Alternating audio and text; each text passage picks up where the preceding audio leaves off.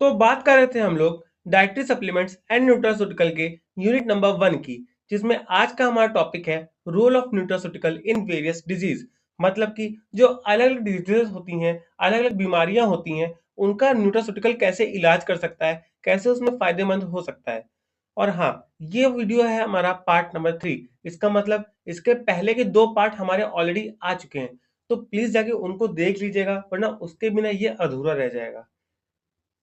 Start करने से पहले, हेलो फ्रेंड्स, कैसे हैं आप सब। स्वागत है आपका आपके चैनल फॉर्मेशन में। उम्मीद है आप सब अच्छे होंगे। नेक्स्ट हम लोग स्टार्ट करने वाले हैं हमारा role of nutraceutical in various disease. तो वेरियस डिजीज कौन कौन सी डिजीज होंगी?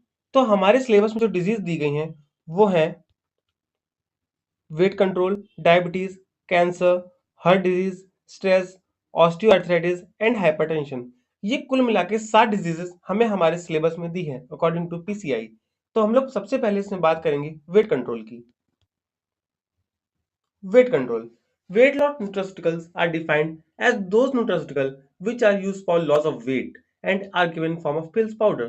ये हमारे वो न्यूट्रास्यूटिकल होते हैं जो हमें दिए जाते हैं फॉर लॉस ऑफ वेट, वजन कम करने के लिए, ओबेसिटी कम करने के लिए। ऐसा क्यों? हमें वजन क्यों कम करना पड़ेगा? अगर देखिए ओबेसिटी हो गई तो नॉर्मल सी बात है, बहुत सारी डिजीजेस हमें ऑलरेडी हो जाएंगी।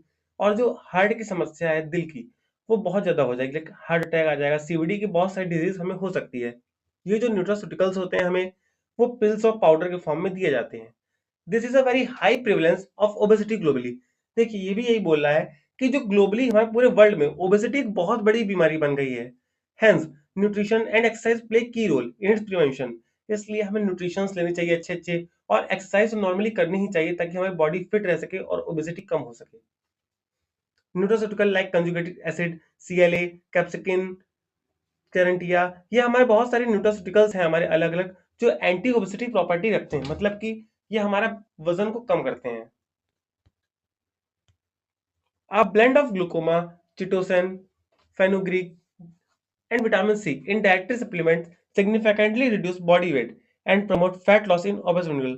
जो इन सब का ब्लेंड होता है, इन सब का मिक्सचर, ये भी हमारा बहुत ज्यादा अच्छा रोल प्ले करता है और वजन को कम करता है, मतलब एंटी ओबेसिटी प्रॉपर्टी रखता है। बात करेंगे कैफीन की, तो ये एक बहुत इंपॉर्टेंट न्यूट्रास्यूटिकल है। अगर हम लोग बात करेंगे वेट कंट्रोल की, caffeine is an alkaloid occurring naturally in some 60 plant species. ये हमारा एक नेचुरली अकरिंग एल्कोलॉइड है जो हमारा लगभग से लगभग 60 प्लांट स्पीसीज में होता ही होता है, जिसमें हमारी कोकोआ बीन्स, कोला नट, टी लीफ और कॉफी बीन्स भी आती हैं। कैफीन हमारा एक नेचुरल स्टिमुलेंट होता है जो हमें कॉफी और कैफिनेटेड टीज में मिलता है। इसका जो मेन रोल होता है वो हमारा है to burn fat by boosting basal metabolic rate. ये हमारा फैट को बर्न करता है, हमारे वजन को कम करता है और हमारी भूख को बढ़ाता है। इट डिक्रीज एपेटाइट, सॉरी, कम करता है। It decreases appetite. ये था हमारा वेट कंट्रोल। नेक्स्ट टॉपिक है हमारा डायबिटीज। तो डायबिटीज क्या होता है? Diabetes is a chronic metabolic disorder where the body is unable to utilise carbohydrate used to absolute relative lack of insulin. क्या होता है अब ये देखिए, आपको तो पता है डायबिटीज क्या होता है, कि डायबिटीज एक मेटाबॉलिक डिसऑर्डर होता है। ये दो टाइप का होता है, टाइप 1 एंड टाइप 2। टाइप 1 जिसमें इंसुलिन हमारा प्रॉपर प्रोड्यूस नहीं हो पाता है, और टाइप 2 हमारा जिसमें इंसुलिन हमारे रिसेप्टर से बाइंड नहीं हो पाता है। ये दो तरीके की हमें डायबिटीज होती है। तो इसमें होता क्या है, जो इंसुलिन हमारा beta cells of slate of लेंगर से हमारा बनता है पैनक्रियास में, उसकी वजह से हमारा डायबिटीज हो जाता है। तो डायबिटीज हमारी एक बहुत बेकार बीमारी है, क्रोनिक डिसऑर्डर है, हो गया तो फिर हो गया वाला चीज। Diabetes and obesity are linked with each other.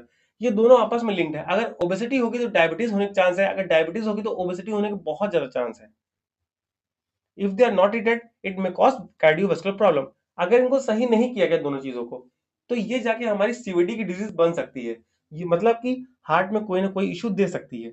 The most common form of diabetes are type 1, जो हमारी पूरे वर्ल्ड में 5% लोगों को होती है, और ऑटो इम्यून डिसऑर्डर। ठीक है, जो टाइप 2 है हमारा, वो 95% लोगों को होता है।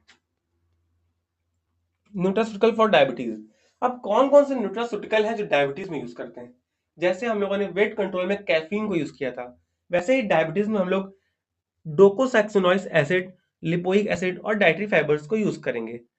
डिकोसाहेक्सानोइक एसिड की बात करेंगे तो ये हमारा स्पेशली वुमेन्स को दिया जाता है in the case of pregnancy. मान लीजिए उनको डायबिटीज मेलिटस हुआ है, उनको डायबिटीज का प्रॉब्लम है और प्रेगनेंसी की सिचुएशन में है, तो हम लोग क्या करेंगे, डिकोसाहेक्सेनोइक एसिड का यूज करेंगे। नेक्स्ट हम लोग बात करेंगे लिपोइक एसिड की। तो लिपोइक एसिड की बात करें तो ये हमारा एक यूनिवर्सल एंटीऑक्सीडेंट होता है, जो कि आजकल जर्मनी में यूज हो रहा है for treating the diabetic neuropathy. It is possible that lipoic acid may be more effective as a long term dietary supplement. ये हम लोग मान सकते हैं कि जो लिपोइक एसिड है वो हमारा बहुत लॉन्ग टर्म के लिए डाइटरी सप्लीमेंट का यूज कर सकता है। बात करेंगे डाइटरी फाइबर की, तो ये हमारा यूज होता है both as pharmacological supplement and a food ingredient in processed food to aid weight reduction for glucose control in diabetic patient.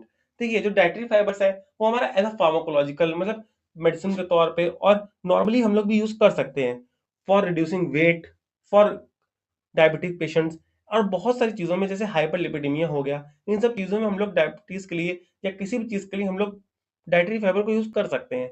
ये बहुत अच्छी चीज़ होती है फॉर आवर हेल्थ।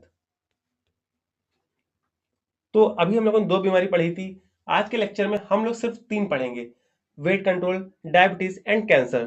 तो कैंसर हमारा आज का लास्ट टॉपिक है, बाकी के 4 हम लोग नेक्स्ट वीडियो में पढ़ेंगे। तो बात करेंगे कैंसर की। तो cancer has emerge as a major public health problem in developing country. जो डेवलपिंग कंट्री है लाइक इंडिया, तो इनमें कैंसर की इश्यूज बहुत ज्यादा हो रहे हैं। A healthy lifestyle and diet can prevention of cancer. Healthy lifestyle और डाइट कैंसर से प्रिवेंशन का बहुत अच्छा तरीका है। हम लोग अच्छा खाएंगे, अच्छा सब कुछ देखेंगे, टोबैको वैको यूज नहीं करेंगे, कोई नशा नहीं करेंगे, तो कैंसर होना बहुत कम हो जाएगा। Carotenoid are a group of phytochemical liable for different colouring food. Carotenoids जो हमें बहुत सारे फूड्स में कलर देता है, इसमें मेन सोर्स हमारा क्या होता है, गाजर, कैरेट हमारा। दे हैव एंटीऑक्सीडेंट एक्टिविटी, इनके पास एंटीऑक्सीडेंट एक्टिविटी होती है और कैंसर प्रिवेंशन में इफेक्टिव होते हैं। अब अलग अलग कैंसर होते हैं, इसमें अलग अलग न्यूट्रास्यूटिकल भी यूज होते हैं। तो कौन कौन से होते हैं वो हमारे, प्रोस्टेट कैंसर, इसमें विटामिन डी और कैटेकिन इन ग्रीन टी यूज होता है। ब्रेस्ट कैंसर की बात करें तो curcumin and vitamin D. Oral cancer की बात करें तो स्ट्रॉबेरी एंड जीरानियोल यूज करते हैं। और कोलोन कैंसर की बात करें तो इसमें पॉलीफिनॉल और टर्पेनॉइड यूज करते हैं। बात करेंगे करक्यूमिन की, तो curcumin is a polyphenol derivative from the plant Curcuma longa, मतलब कि हमारा टर्मरिक। ये हम लोग पहले पढ़ा हुआ है। Curcumin has been reported to possess antioxidative anti carcinogenic and anti inflammatory activity. इसके पास antioxidative, anti carcinogenic and anti inflammatory activity होती है। हाँ, करक्यूमन का क्या होता है, करक्यूमा लॉन्गा, और इसकी फैमिली क्या होती है, इसको आप कमेंट करके बताइएगा, देखिए कितनों को याद है। Beta carotene. Beta carotene is a red orange pigment found in plant and fruit. Beta carotene की बात करें तो ये हमारा एक रेड ऑरेंज पिगमेंट होता है जो हमें प्लांट और फ्रूट से मिलता है, स्पेशली जितने कलरफुल वेजिटेबल होते हैं उनसे। ये हमारा एंटीऑक्सीडेंट एक्टिविटी रखता है, कैंसर से प्रिवेंट करता है, बहुत सारी डिजीज से बचाता है हमें, जिसमें हमारे अल्फा कैरोटीन, बीटा कैरोटीन आता है हमारा। जो हमारा बीटा कैरोटीन होता है सबसे ज्यादा एंटीऑक्सीडेंट एक्टिविटी कंटेन करके रखता है। इसका एग्जांपल है ginseng. It is an example of anti inflammatory molecule. तो ये तो हमारी 3 डिजीजेस थी आज की। जो अगली 4 डिजीज है हम लोग अगले लेक्चर में पढ़ेंगे, जिसमें हमारी heart disease, stress disease, osteoarthritis और हाइपरटेंशन आता है।